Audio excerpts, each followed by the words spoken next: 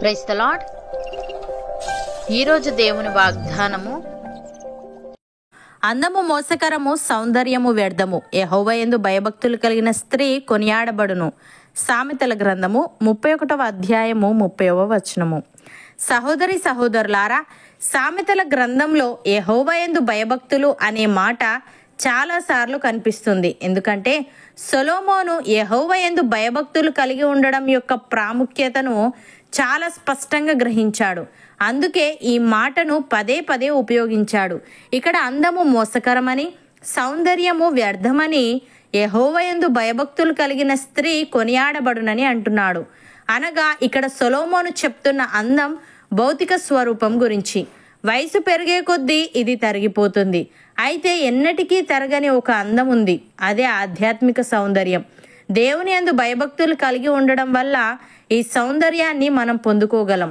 దేవుని సరిగ్గా అనుసరించడం ద్వారా ప్రతి ఒక్కరూ ఆత్మీయంగా మరింత అందంగా అవ్వగలరు. ఈ విషయాన్ని గ్రహించిన పేతురు స్త్రీలకు మంచి సలహాలు ఇచ్చాడు. జడలు అల్లుకొనుటయు, బంగారు నగలు పెట్టుకొనుటయు, వస్త్రములు ధరించుకొనుటయు నన్ను వెలుపటి అలంకారము మీకు అలంకారముగా ఉండక, సాధువైనట్టియు మృదువైనట్టియునైన గుణమును అక్షయాలంకారము గల మీ హృదయపు అంతరంగ స్వభావము మీకు అలంకారముగా ఉండవలనని, అది దేవుని దృష్టికి మిగుల విలువగలదని తెలియజేశాడు. ప్రియులారా, అంతరంగ సౌందర్యానికి మించిన సౌందర్యం ఇంకొకటి లేదు. ఎందుకంటే ఇది ఎప్పుడు వాడిపోనిది. స్త్రీలు ఏ విధంగా అలంకరించుకున్నారు, ఏ బట్టలు ధరించుకున్నారు అన్నది దేవుడు చూస్తాడా? చూసి పట్టించుకుంటాడా అంటే అవుననే వాక్యం సెలవిస్తుంది. కాబట్టి విశ్వాసులైన స్త్రీలు సామాన్యమైన దుస్తులు ధరించి మర్యాదపూర్వకంగా ఉండాలి. అందరి దృష్టి తమ వైపు మళ్ళే విధంగానూ, మగవారిని ఆకర్షించే విధంగానూ ఉండడానికి ప్రయత్నించకూడదు. భక్తుడు ఈ విధంగా అంటున్నాడు, స్త్రీలారా, మీరు మీ స్వపురుషులకు లోబడి ఉండుడి. అందువలన వారిలో ఎవరైనను వాక్యమునకు అవిధేయులైతే వారు భయముతో కూడిన మీ పవిత్ర ప్రవర్తన చూచి వాక్యము లేకుండానే తమ భార్యల నడవడి వలన రాబట్టబడవచ్చును. జడలు అల్లుకొనుటయు, బంగారు నగలు పెట్టుకొనుటయు, వస్త్రములు ధరించుకొనుటయు నన్ను వెలుపటి అలంకారము మీకు అలంకారముగా నుండక, సాధువైనట్టియు మృదువైనట్టియునైన గుణమును అక్షయాలంకారము గల మీ హృదయపు అంతరంగ స్వభావము మీకు అలంకారముగా ఉండవలెను. అది దేవుని దృష్టికి మిగుల విలువగలది.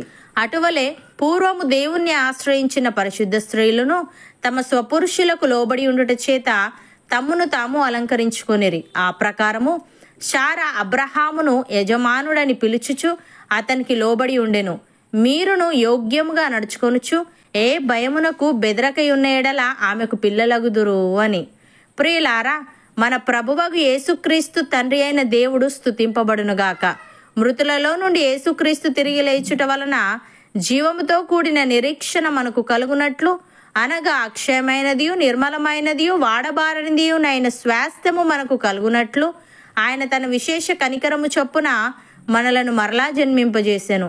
కడవరి కాలమందు బయలుపరచబడుటకు సిద్ధముగానున్న రక్షణ మనకు కలుగునట్లు విశ్వాసము ద్వారా దేవుని శక్తి చేత కాపాడబడు మన కొరకు ఆ స్వాస్థ్యము పరలోకమందు భద్రపరచబడి ఉన్నది. ఇందువలన మనము మిక్కిలి ఆనందించుచున్నాము గాని అవసరమును బట్టి నానా విధములైన శోధనల చేత ప్రస్తుతమున కొంచెము కాలము మనకు దుఃఖము కలుగుచున్నది. నశించిపోవు సువర్ణము అగ్ని పరీక్ష వలన శుద్ధపరచబడుచున్నది గదా. దానికంటే అమూల్యమైన మన విశ్వాసము ఈ శోధనల చేత పరీక్షకు నిలిచినదై యేసుక్రీస్తు ప్రత్యక్షమైనప్పుడు మనకు మెప్పును మహిమయు ఘనతయు కలుగుటకు కారణమగును. అపోస్తలుడైన పౌలు కొరింథీయులకు వ్రాస్తూ ఈ విధంగా అంటున్నాడు, మీ చేతనైనను ఏ మనుష్యుని చేతనైనను నేను విమర్శింపబడుట నాకు మిక్కిలి అల్పమైన సంగతి. నన్ను నేనే విమర్శించుకొనను.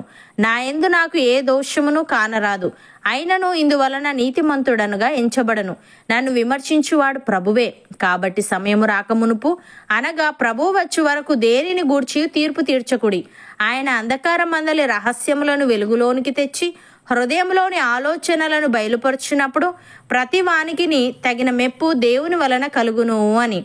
సహోదరి సహోదరులారా, దేవునికి పక్షపాతము లేదు. ధర్మశాస్త్రము లేక పాపము చేసిన వారందరూ ధర్మశాస్త్రము లేకయే నశించెదరు. ధర్మశాస్త్రము కలిగిన వారై పాపము చేసిన వారందరూ ధర్మశాస్త్రానుసారముగా తీర్పు నొందుదురు. ధర్మశాస్త్రము వినువారు దేవుని దృష్టికి నీతిమంతులు కారు గాని ధర్మశాస్త్రమును అనుసరించి ప్రవర్తించు వారే నీతిమంతులుగా ఎంచబడుదురు. అవును అన్నవారు నాతో పాటు ప్రార్థనలో ఏకీభవించండి. పరిశుద్ధుడా, ప్రేమగల తండ్రి, అందము మోసకరమని సౌందర్యము వ్యర్థమని నీ యందు భయభక్తులు కలిగిన స్త్రీ కొనియాడబడునని నీవు తెలియజేశావు. తండ్రి, నీకు స్తుతులు. దేవా, మేము నీ యందు భయభక్తులు కలిగి నిన్ను అనుసరిస్తూ ఆత్మీయంగా మరింత అందంగా అగుటకు సహాయము దయచేయమని, వెలుపటి అలంకారము మాకు అలంకారముగా ఉండక సాధువైనట్టియు మృదువైనట్టియునైన గుణమును అక్షయ అలంకారము గల మా హృదయపు అంతరంగ స్వభావము మాకు అలంకారముగా ఉండుటకు కృప చూపమని, నీవు ప్రత్యక్షమైనప్పుడు మెప్పును మహిమను ఘనతను పొందుకునే భాగ్యం మాలో ప్రతి ఒక్కరికి నీ దయచేయమని యేసుక్రీస్తు నామమున ప్రార్థిస్తున్నాము తండ్రి. ఆమెన్.